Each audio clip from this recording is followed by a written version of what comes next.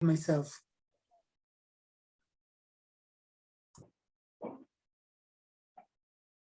I guess Tad created. Great. Thank you for the introduction, Tad. Sorry, just responding to this request that I post my email address. So I've done that. Let me share my screen, the relevant screen. I want to confirm that everyone is seeing the appropriate screen. We are seeing the presentation. Yes, Mark. Okay, great. Yes, thank you again to the organizers for the invitation. It's great fun to present to you today. I'm, as Ted mentioned, I'm a neurologist here at the CHUM in Montreal, and yes, I'm going to talk to you about the comorbidities of epilepsy. Here are my disclosures. I have not received any speaker or advisory fees for over 2 years as a member of the guidelines subcommittee for the American Academy of Neurology. I do receive unrestricted educational grants in relation to the National Epilepsy Review course, of which I'm one of the organizers. And then I have received some investigator-initiated study research grants from UCB and ESI for studies that are modestly related to what I'm going to talk about today.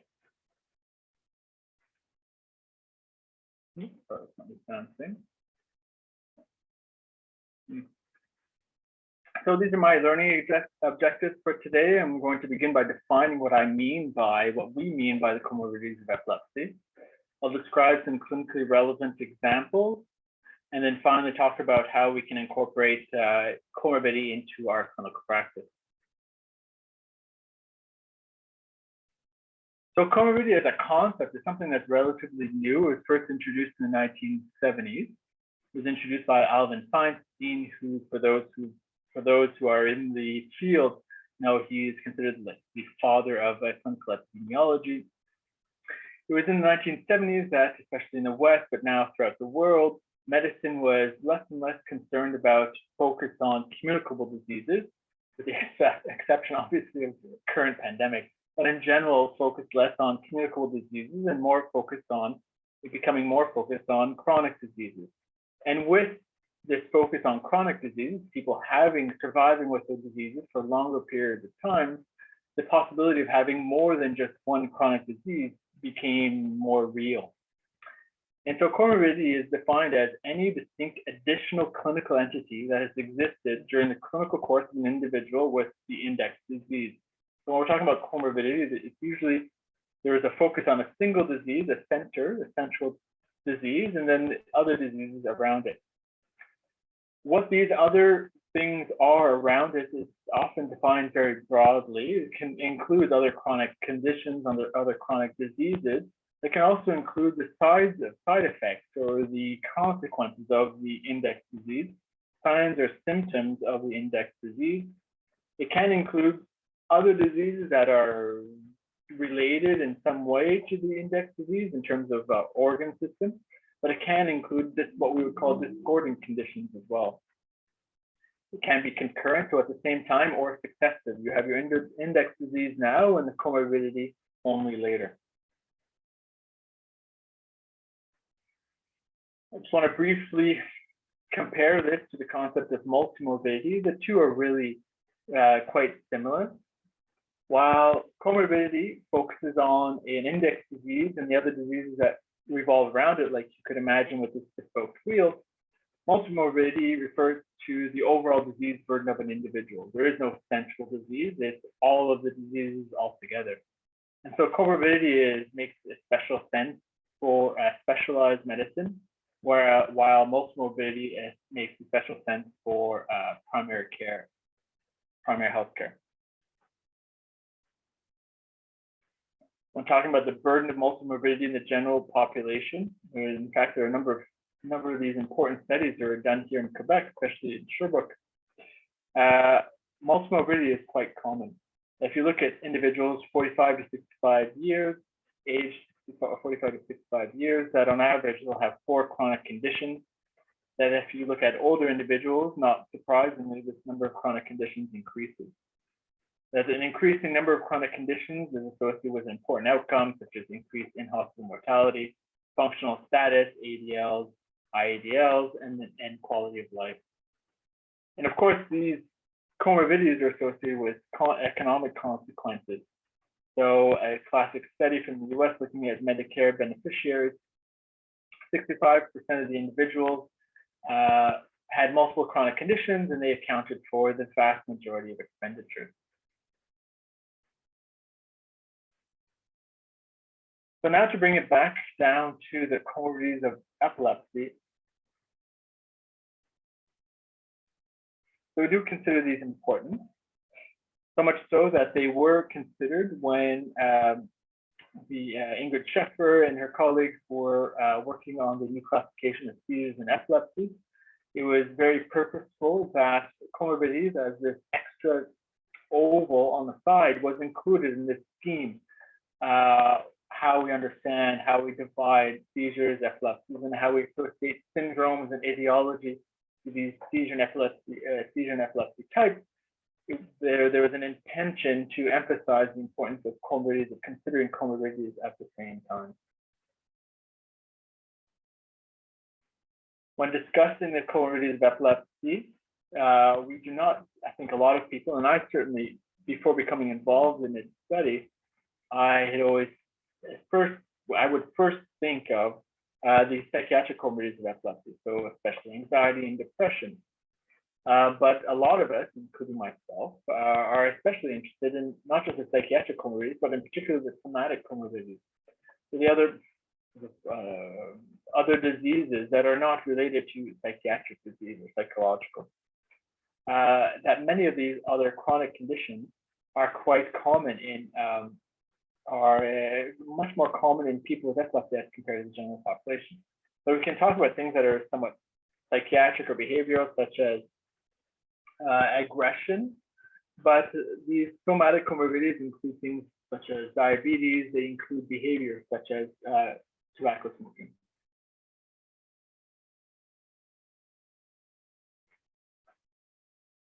This is just to give you a flavor of the diseases that we know are more common in people with epilepsy.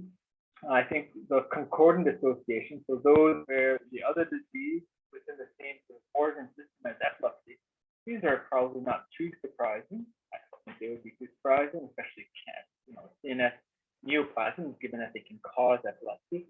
Depression and anxiety, given that they are frequently caused by epilepsy. Dementia, which can cause epilepsy. Stroke, again, another cause. One that's perhaps not as obvious, but an important, appears to be a relatively important association is migraine.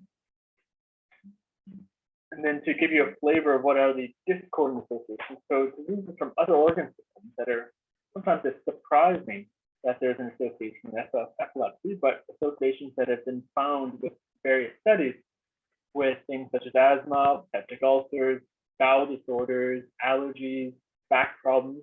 I admit these are very large categories, but these are the categories that those studies had. They're often administrative databases, and so they don't have access to more granular data. Fibromyalgia, arthritis, urinary incontinence, and cataract.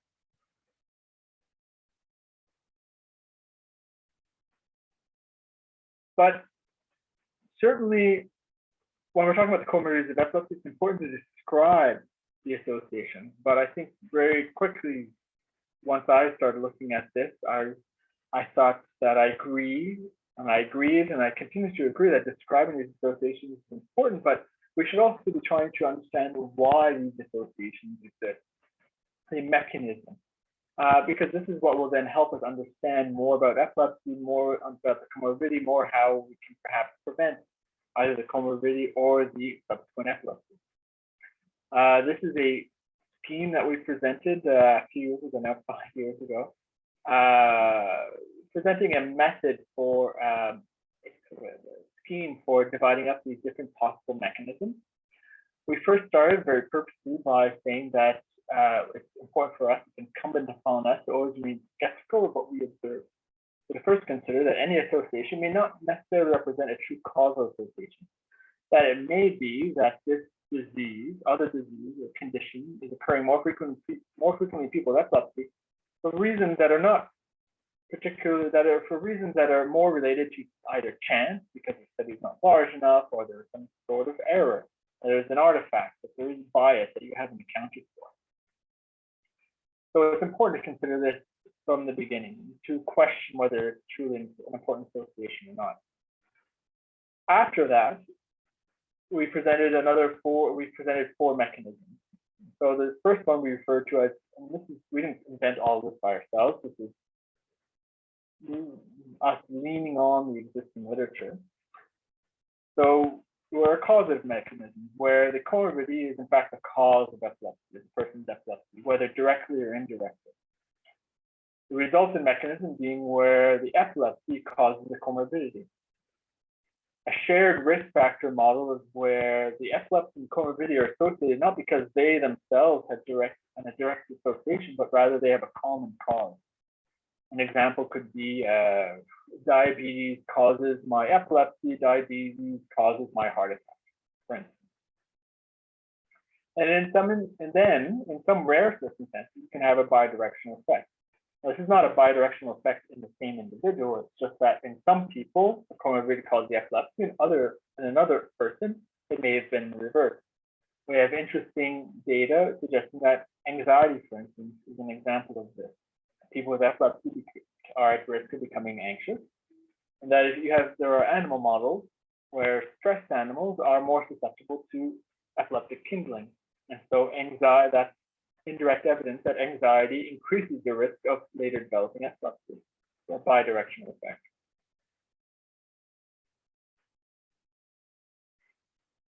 Those are more theoretical considerations, definitions, approaches, understanding mechanisms. To try and become a little bit more clinically relevant, I thought I'd present a few examples of important comorbidities and what I think it tells us about epilepsy as well as about other chronic disease. There we go.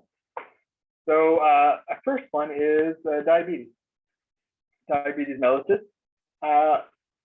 We've observed, there's been a number of studies done here in Canada by Jose back in 2005 and 2007, looking at whether and showing that, in fact, diabetes appears to be more common in people with epilepsy than people without. There are some studies showing that, but in fact, there are other studies showing, not showing an association. So there's quite some uncertainty about whether there really was an association or not. Wouldn't be too surprising if there were, because the diabetes being a vascular risk factor, the association between stroke and epilepsy, especially, of course, among older individuals. What I think was particularly interesting was a few years later when people started looking not just, including myself with Leigh Sanders, started looking at not just diabetes in general, but type 1 diabetes and a possible association with epilepsy. So one study out of Liverpool showing that the risk of epilepsy among people with diabetes was 6 times that you would actually otherwise expect. And these are children, and so presumably not. In fact, if I remember correctly, none of them did have epilepsy that were due to a stroke. So children with diabetes who had never had a stroke, but who had a lot more epilepsy than you would otherwise expect. We tried to repeat a version of this study using data from the Gower Center and Chalfont, which is associated with essentially part of the monitoring unit associated with Queen Square. And we saw that there was a lot of type 1 diabetes in our patients with epilepsy. In fact, approximately 3 times more than you would otherwise expect. There's a lot of type 1 diabetes, and again, very little stroke.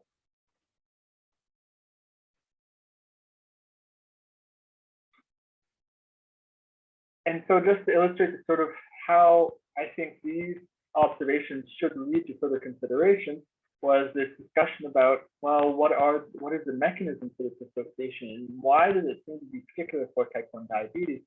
So is it an indirect causative mechanism where the diabetes begets cerebrovascular disease, which then gives the epilepsy? Those 2 studies suggest it wasn't, at least not the only reason.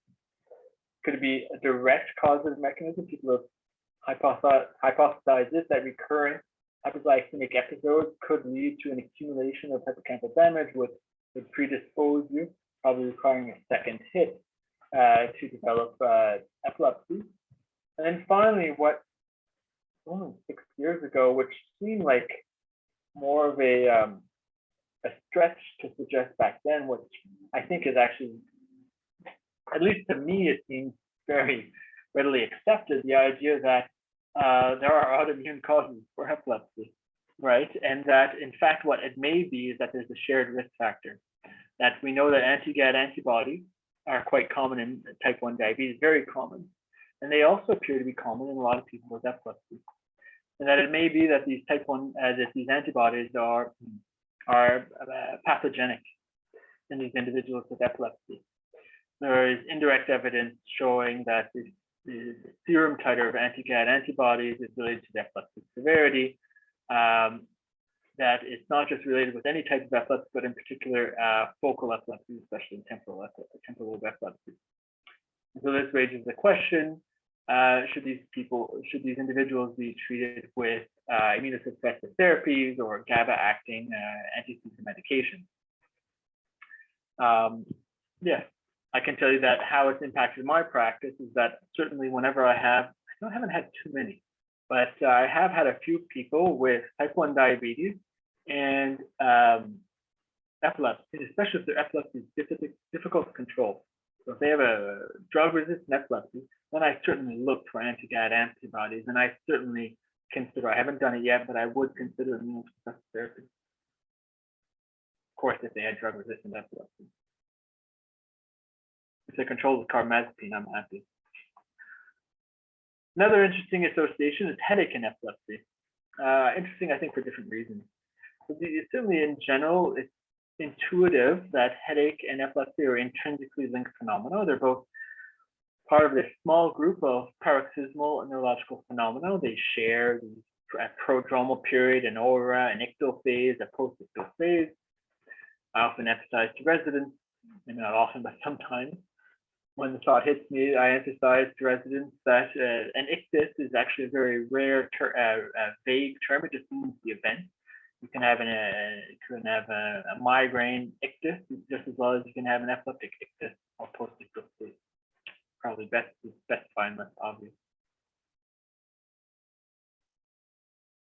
That there appears to be quite a bit of epilepsy in migraineurs. They have more than you would otherwise expect. Now, this is work that we did a few years ago.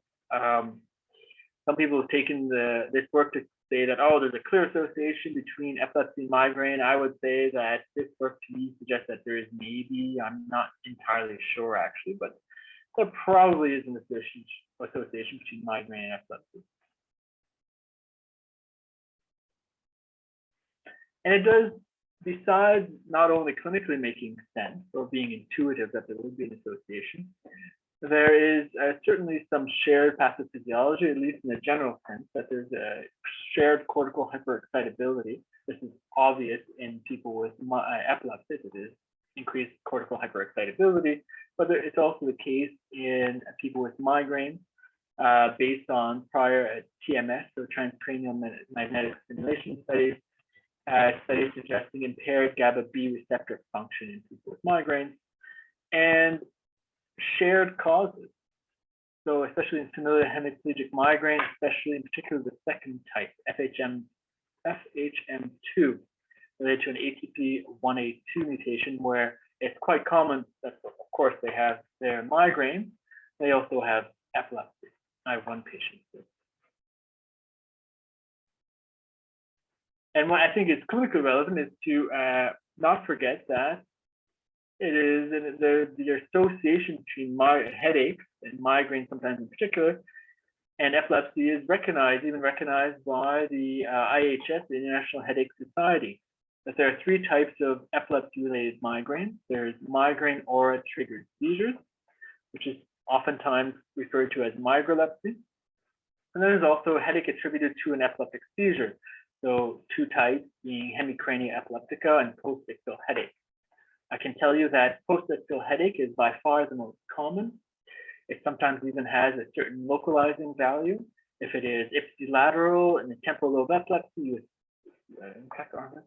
classic studies by Andrea Bernasconi, and I think with Fred Anderman as well, suggesting that postictal unilateral headache is ipsilateral to the seizure focus.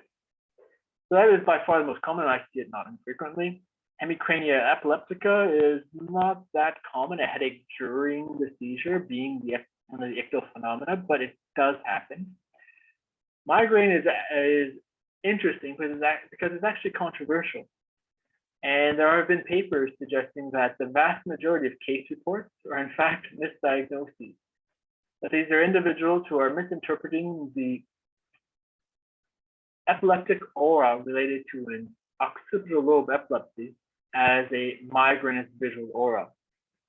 And so if migralepsy exists, if it does, it is probably exceptionally rare. And a lot of the cases are maybe misreported cases in the literature.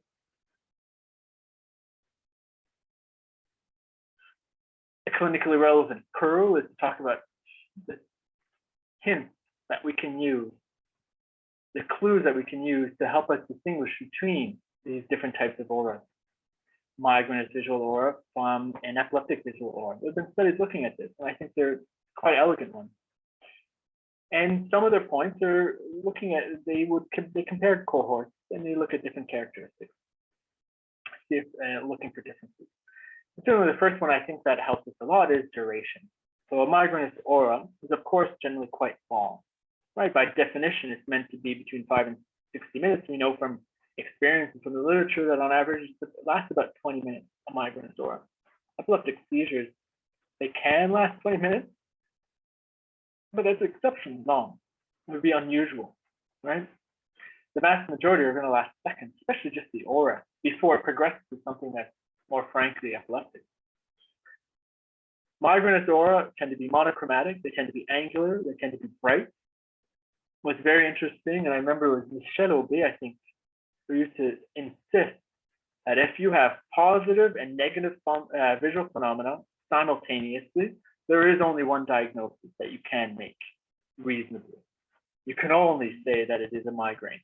Nothing else would do that. And in my experience with epilepsy, that is so far certainly the case.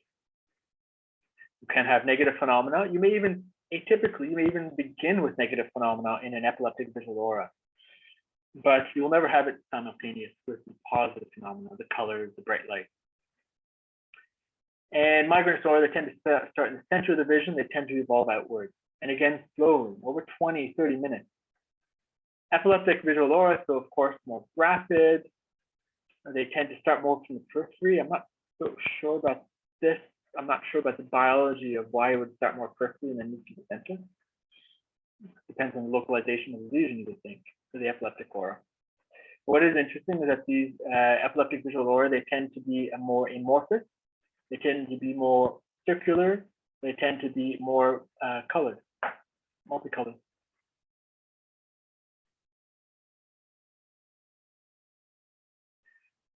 Another interesting relationship, and one that I'm especially interested in right now, is cardiovascular disease in epilepsy. I believe that for reasons that are not entirely clear, people with epilepsy, with chronic epilepsy, are vasculopathic. And I think we need to do a better job at understanding why and do a better job at addressing this, treating it, even in our epilepsy clinics.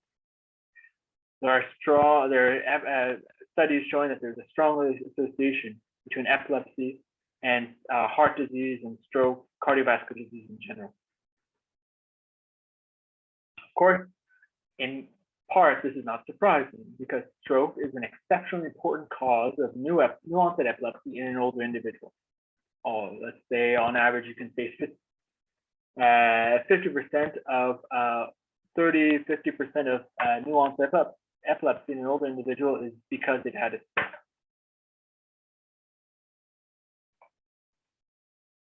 The association is so strong, deemed so clinically relevant that something else, another clinical pro that people may find helpful is a score that I certainly didn't lead this group. This is was and has been led by Marian Galovic, a great colleague back in Austria now for the last few years. We know each other from UCL. We developed a score, a prediction score, to help predict the risk of epilepsy after an ischemic stroke. And the one that works pretty well. You see here these prediction curves, how it's quite good at distinguishing from people with high risk of having an epilepsy at 5 years after the stroke versus those with a low risk at 5 years after the stroke. Using things that are intuitive, that make sense. We weren't too surprised at any of these findings. But stroke, cardiovascular disease, and epilepsy, I would argue, is a bidirectional effect. Yes, stroke gives epilepsy, but I think epilepsy gives stroke and heart disease as well. And that's based on observations we've already made, observations made by others. A large study from the UK of almost 5,000 individuals showing that in people without a history of stroke, new-onset epilepsy, that their risk of developing subsequent stroke over the next on average 5 years, is almost 3 times that of the average individual. So the sheer fact that they develop epilepsy seems to put them at risk for having a stroke later on, even though they've never had a stroke before. They're not vascular. Their epilepsy is not due to a stroke, as far as they could tell, of course, right? And so the skeptic in us always has to continue to question. But an even nicer study is this one, published by Frailty in Finland. 180 individuals that they had recruited 45 years ago with childhood onset epilepsy. And they followed those individuals, they kept tabs on them for those 45 years. At 45 years, they did an MRI on all of them. And they also did an MRI on a group of individuals that had not had childhood epilepsy. A group that they had been following, that they identified and followed for the last 45 years as well.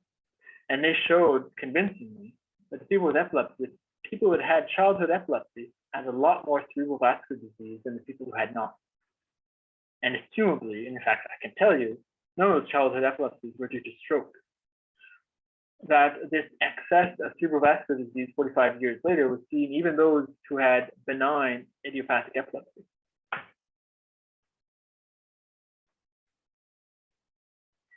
A study that didn't include such beautiful longitudinal data will one day, when it becomes available. We did a study recently, along with Colin and our students in Nafisa, looking at the association of cardiovascular disease and epilepsy, and we were able to reproduce similar findings using Canadian data. So 40,000 Canadians to look at whether they have epilepsy, those with epilepsy, whether they have cardiac disease as well compared to the general population.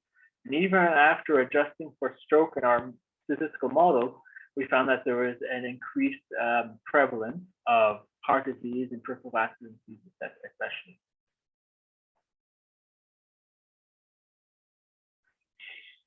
So I don't think we're anywhere near the end of this story of understanding why epilepsy seems to put you at risk for developing cardiovascular disease.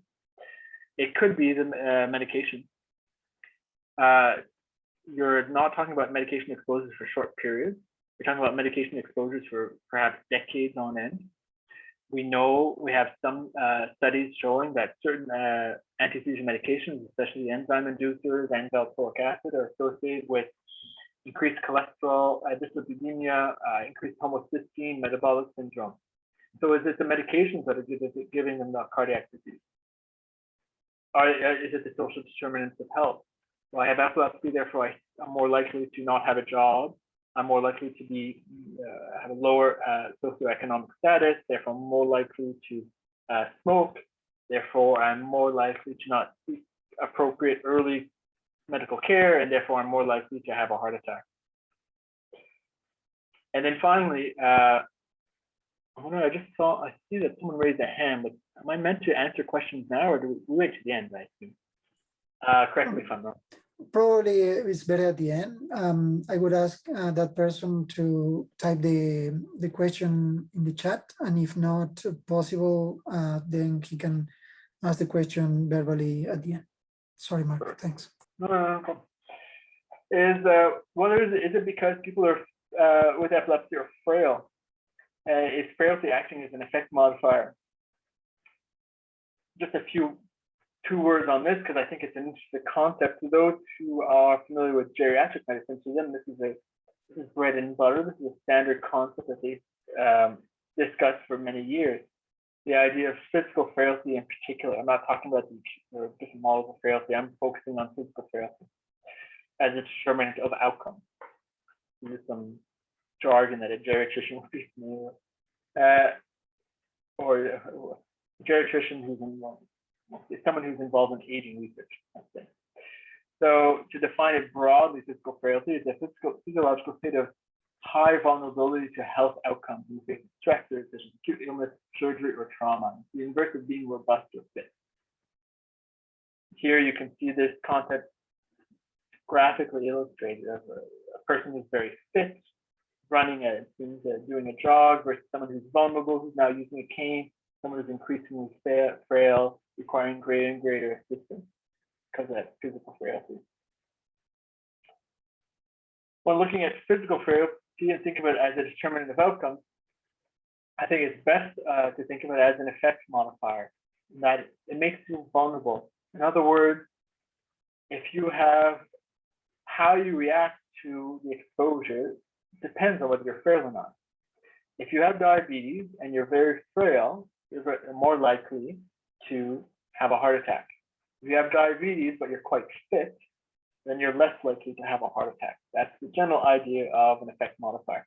And so are people with epilepsy having more cardiovascular disease because they're just more frail? And therefore they are succumbing more to the risk factors that they're exposed to, like the general population. And this is just to mention quickly that this is something we started looking at, frailty in people with people with epilepsy, and we are finding a lot of frailty. We're finding that it's associated with many important things, interesting things, including medication tolerability. We find that people who are frail with epilepsy are more likely to have side effects from medication. So, just check my time. Oh, I'm fine. And so then a few more slides now on things that we can do to further incorporate comorbidity into our clinical practice as we're following people with epilepsy. So a student of mine, he prepared this table. He very diligently screened the literature to identify what screening instruments there are. It's included in the next comprehensive textbook of epilepsy. And there are quite a few screening instruments for comorbidities that are validated, that have been tried and are and used and useful in people with epilepsy. The screening instruments for anxiety, screening instruments for depression, cognitive function, sleep, and neurodevelopmental behavior. I have to say that the only one that was really looking at a somatic disease here would be very clearly sleep. Otherwise, you could argue that most of this is focused on psychiatric comorbidities or behavioral comorbidities as well. To give you an idea of what these can look like, so here's the GAD-7. This is one that we use. Of course, ran into a roadblock with COVID and patients not being seen in person, but we used this for many years up until the pandemic. The GAD-7 to screen for anxiety in our patients. Our patients would complete this in the waiting room. We would give them a piece of paper. It would take them all of a few seconds to complete this by themselves without our help. And there are scores, thresholds that have been presented, validated for when you should consider this person at risk for important anxiety. When should you consider a referral to a psychiatrist or a psychologist? For the GAD-7, I think it's very easy because the score, the cutoff score is 7. If they have a score of 7 or more, you should consider a referral. Simple as that.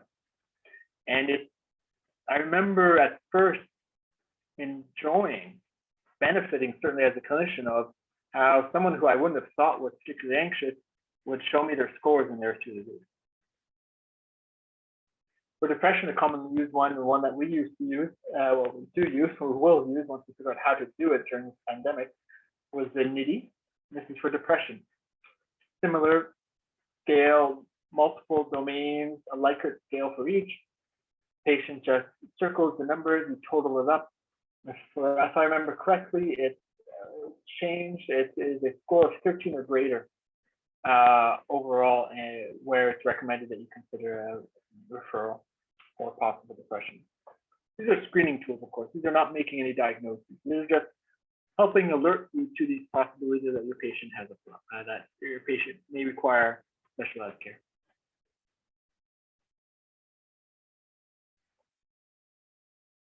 Another very practical consideration is how should we use comorbidity to help us determine optimal anti-seizure medication, AED. And so this is, I took these from an old continuum because they all seem perfectly reasonable suggestions to me. And so why reinvent the wheel? So, but I don't think they're complete. I would change things a little bit, but so for depression, to consider lamotrigine, if your patient has comorbid depression, and if you're choosing your anti-seizure medication, it would make sense to choose something such as lamotrigine or carbazepine. I think it would be perfectly reasonable to also include valproic acid in this list. If they have migraines, you consider topiramate, absolutely. Valproate, sure. Chronic pain, obesity, so topiramate, of course. And you certain ones you would want to avoid, especially valproic acid. Women of childbearing potential certainly want to avoid comorbidity. I think it's probably, I would not call that a comorbidity as suggested the pathology. Although my wife would suggest that her pregnancy was pathology, but that's just my wife. Which medications to consider in older adults? I would not include topiramate on the list, to be honest, and so forth. Something that is easy to forget is that topiramate does put your patients at risk for nephrolithiasis. You certainly want, at the very least, to recommend that they remain very well hydrated in general. Same with zonisamide, same with acetylcholine if you ever use it. Not many people do, but I do. Certain anti-seizure medications to be careful of, considering their psychotropic effects. So these are especially levetiracetam, perampanel, and topiramate. It's not just levetiracetam that we have to worry about.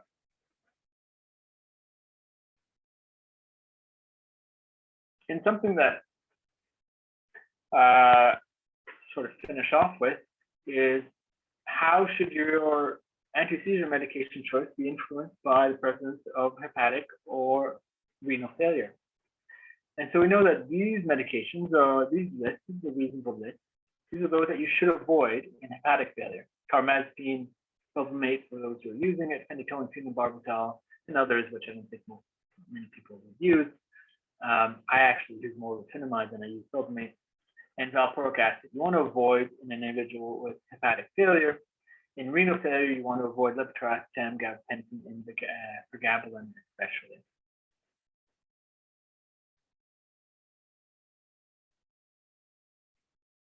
This is a reminder of those medications that are particularly strong, that have particularly strong hepatic interactions. So this resembles the list of those that should be avoided in hepatic failure. One thing that I would highlight is oxcarbazepine and topiramate. But they're actually only they only weakly induce these enzymes, not much at all. And in fact, you may sometimes use them. But sometimes you're in a situation where you can't use levetiracetam, cosamide, perampanel, your first choice is rivaroxaban. And so you are starting to scramble to find something else. Don't forget that oxcarbazepine and topiramate can be considered.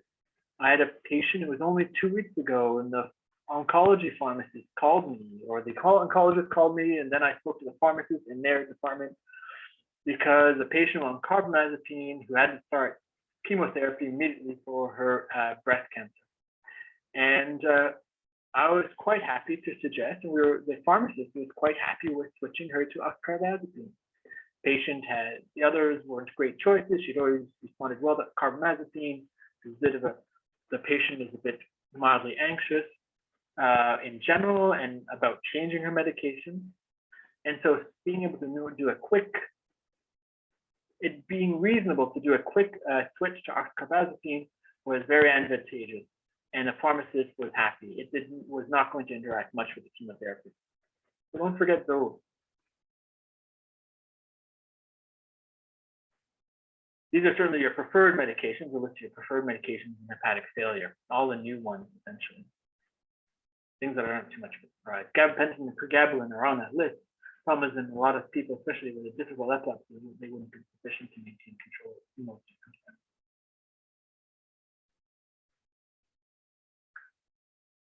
So a list that we tend not to think about as much.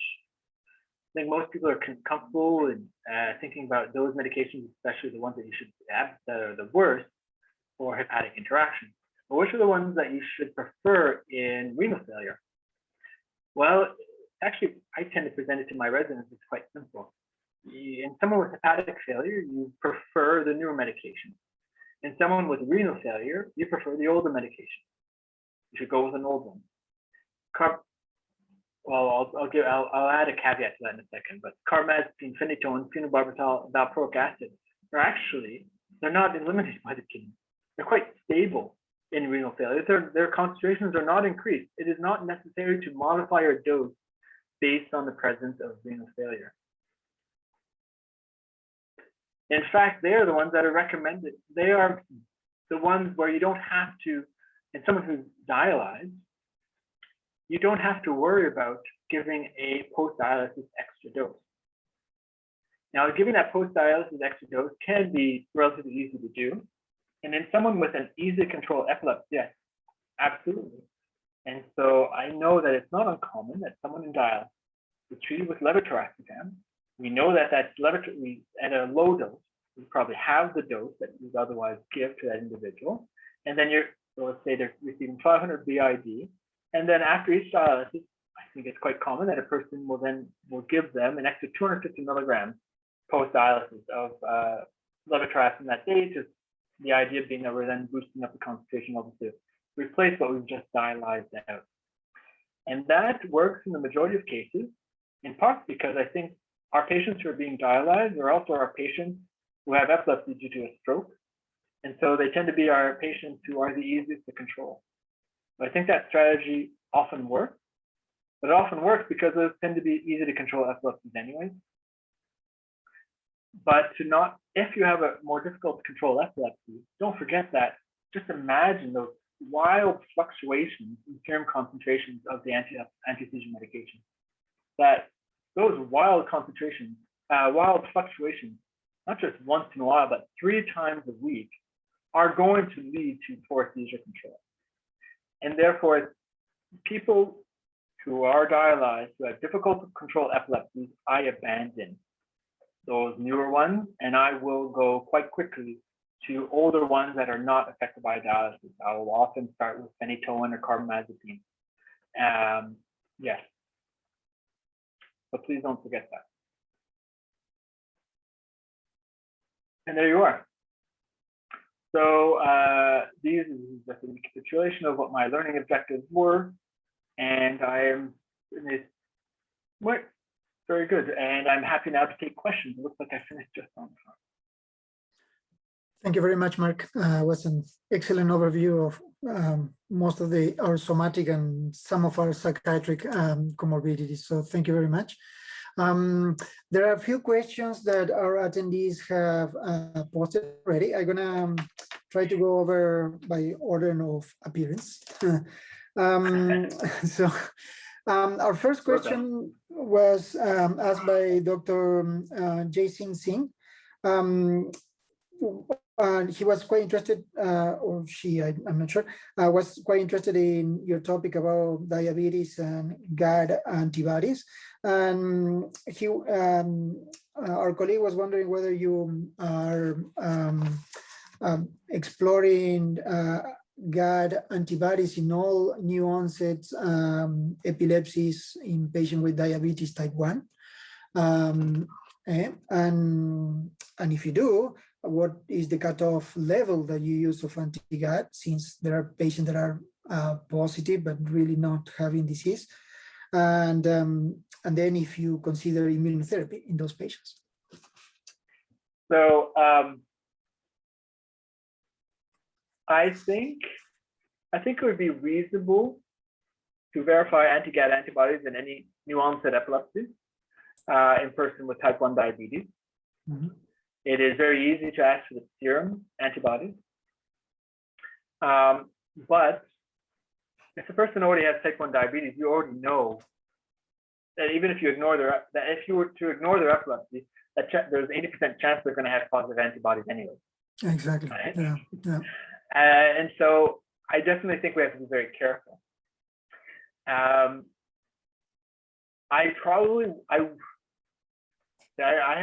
only encountered it on 2 occasions, and on both occasions, in the end, I didn't do anything with it. Okay. Or no, they weren't high, actually. Mm-hmm. If the person is well controlled, it becomes more of an academic question, and if they're doing well on a single medication, you're probably not going to push them further. Certainly, if they have drug-resistant epilepsy, then it makes sense to start pushing as far as you can. And any person with drug-resistant epilepsy, in fact, we do an autoimmune panel anyway,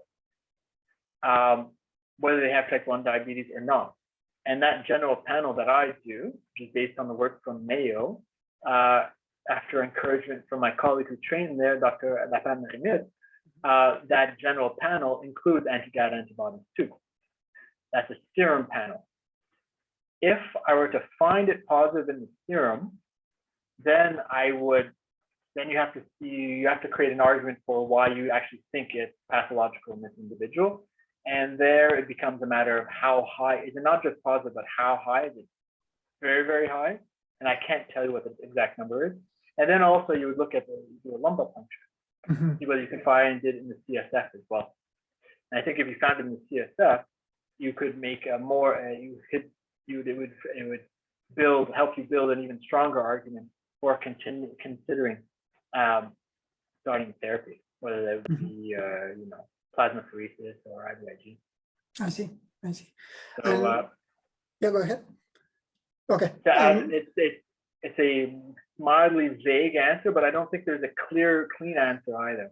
I agree with you. I don't think we have a clear answer, and it's a good question, but unfortunately we don't have a clear answer just yet.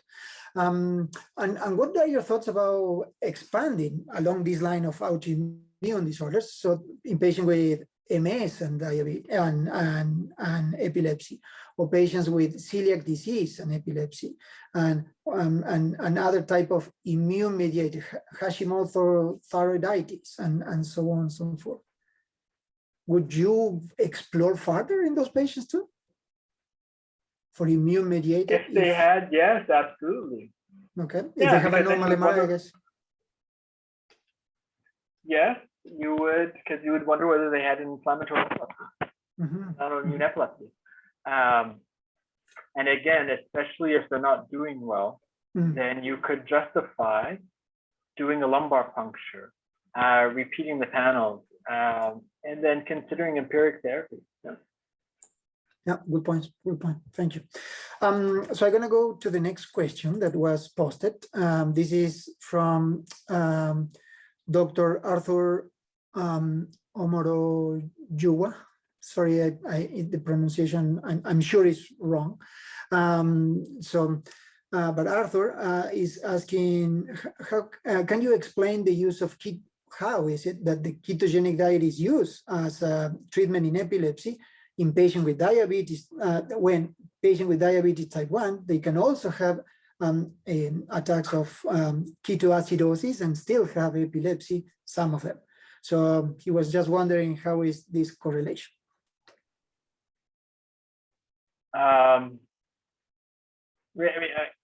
So I'm not sure I entirely understood the question. Is it especially about how you would administer the ketogenic diet in someone with diabetes? I'm going to read it out loud and textually. So how do you explain the use of keto diet in the treatment of some epilepsy, bearing in mind that epilepsy can be concordant in diabetes type 1 who are predisposed to bouts of ketoacidosis. I do have some thoughts about it, but I would prefer you to expand, please. Oh, well, I think, I suppose that the hypoglycemic episodes that you would get in diabetes are not, I would assume, are not, you couldn't expect them. You would, in fact, hope that the hypoglycemic episodes are not frequent enough and chronic enough to provide the same benefit of the ketogenic diet. Exactly. Yeah. I would assume it's that. The ketoacidosis are episodic events, while the ketosis sustained in the while on the ketogenic diet is more throughout the whole day. So it's a totally different mechanism of action in terms of biochemically. So I think that's the key answer or process. I mean, that I agree with you. Yeah. And in the ketogenic diet, the person is receiving all of the fuel necessary for their cells, right? They're not starving. Exactly. Okay. Yes. How do you manage patients regarding the risk of osteoporosis? Do you always prescribe calcium and vitamin D for patients taking enzyme inducers, and when do you order bone mineral density studies, I guess? Absolutely. So that's not something I talked about today. I should have. I start vitamin D. I start 2,000 units a day, or if some people prefer 10,000 units a week, comes about the same thing, to anyone who's on an enzyme inducer or valproic acid. I don't think about it. I just do it automatically. I don't check the level before I do it. I just do it. I do it that way for many reasons, so that I don't forget, so that I know everyone's covered. That the risk of giving them too much vitamin D are quite small. They may develop what is it escaping me right now? But you can end up with some calcium problems. I forget it, but it's very rare. Nephrocalcinosis, were you thinking? I think so. I think that's what it was, but it isn't. I can't remember. Okay. But it's almost never a problem. Their kidneys are very able to excrete any excess vitamin D. I've spoken to Alison Pack. I'm a good colleague. Alison Pack is a great colleague. She's the chief of epilepsy of the Epilepsy Service at Columbia, and she recommends 2,000 units. She's done a lot of research on osteoporosis and epilepsy. She's happy with that dose. I think there was a neurology continuum that suggested 2,000 units a day. Yep. I focus on vitamin D because that's the rate limiting factor. Most of us, almost all of us, have enough calcium in our diet. It's a lack of vitamin D that's the problem. We think that the mechanism that of these enzyme inducers that induce the osteoporosis is via vitamin D, not via calcium. And calcium gives you side effects. Calcium is what gives you the stomach cramps, not vitamin D. And so that's why I do that. And yeah. In terms of bone densitometry, I have not made it common practice. I wonder about that, whether I should start doing it in all of my patients. I know that some people do. I know that in Calgary, from what I've heard, they do a bone densitometry on any patient on an enzyme inducer for a prolonged period of time.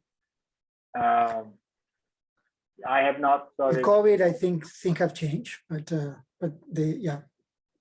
Oh, with COVID, yeah. Oh, with COVID, maybe they don't do it as often. Exactly. But I don't know. Do other people? I'm always curious to find out. Do people do bone densitometry in their patients? Maybe I should. Yeah, so I'm talking from the pediatric world, so I usually don't. Oh, hey. No, we don't. You don't follow long enough. No, we don't exactly. We don't follow long enough. But where I do use vitamin D is in those patients that are on long run more than 2 years of anti-seizure medication or will need more, or those that are wheelchair bounded, that are quite immobile, that they don't have the motility to substantiate those bones and make and are more prone to have osteopenia or osteoporosis and spontaneous fractures. So those patients are perhaps my target as well. So I'm going to continue. Paola Amaro, she was also wondering about vitamin D and epilepsy. So I think we have answered that question. Dr. Oliver Niel, does cardiac comorbidity ever factor in your choice of anti-seizure medications? Some recent work suggests greater risk with enzyme inducers versus not. Another work suggests same risk independence of enzyme inducing. So is this the level that influences choices of anti-seizure medication or still needs more clarity? I want to avoid enzyme inducers in these older individuals anyways, because of the long-term side effects. And it's an added benefit that I may be helping to minimize the risk of cardiovascular disease. So I want to avoid it anyway. Of course, I'm not going to avoid it at all costs. The classic example is that a patient who has been treated with phenobarbital for 20 years, it's exceptionally unlikely I'm going to try and remove that unless I have to, unless there's a reason to. They have acute side effects or interaction. They can't start their what is a NOAC in English? I don't remember. They can't start the warfarin medication. They can't start apixaban unless I switch them away from phenobarbital. Yeah, but so I avoid them in general. One comment I would make is, of course, the warning that was added to the lamotrigine label last year to avoid, it remains prudent to minimize exposure to lamotrigine in individuals with cardiac disease, because the FDA is concerned that it may lamotrigine may increase the risk of arrhythmia and sudden death. I'm not convinced by the evidence. A lot of us are not convinced by the evidence, but it's reasonable to try and avoid it, or to at least be careful. I see. I think last question, we have 1 minute for one last question. Dr. Carl Martin Klein from Calgary is wondering, in those patients with renal disease, that there is more, as your talk mentioned, enzymatic inducers are preferable for all medications. What are the risks that this medication may worsen the comorbidity that they are experiencing, because they are on many medications most of the time? Any experience or any thoughts about it? So they're dialyzed, and therefore they have these other comorbidities that require medications, and if I put them on phenytoin, it's going to interact with those medications. I think that's what Dr. Klein is asking about. Yeah, what is the evidence that using strong enzymatic inducer in this cohort of patients will not worsen their comorbidities? For instance, cardiac or bone density due to the use of the enzymatic inducing interactions. Yeah. No, absolutely, it will. It will. I'm fairly confident it will. In fact, it'll probably affect them more than it would the average individual, because they're already quite frail. They're dialyzed. Their calcium status may be at risk already. Absolutely. And so I wouldn't rush to use phenytoin or carbamazepine in someone who's dialyzed if they're doing well. Levetiracetam, and again, unfortunately, it usually does work, even though their serum concentrations are probably bouncing up and down every week, several times a week. Yeah. But if they're seizure free, we stop there, and I'm happy. And yes, for all, there's so many reasons why it's more advantageous. Fair. It's only in the patients that are difficult. I remember this one young guy, and he had this terrible hypertensive episode. He ended up with a stroke, and then ended up in renal failure, and he had drug-resistant epilepsy. He was seizing all the time. And so I was looking for the most effective medication for now, irrespective of what it may cause in the future. And so I was using phenobarbital, phenytoin, and so forth. Yeah. He had terrible epilepsy, which eventually killed him, actually, unfortunately. Yeah, it's sad sometimes. All right, so in that sad note, so we will, I think we will conclude here. We deeply great have a thank you to you, Mark, and your time. We really appreciate your support to the Canadian League Against Epilepsy and this educational endeavor. And we wish you a beautiful weekend, and the rest of you, thank you for your attendance. And please don't forget to fill in the feedback form. Thank you very much and have a lovely day. Take care. Thank you.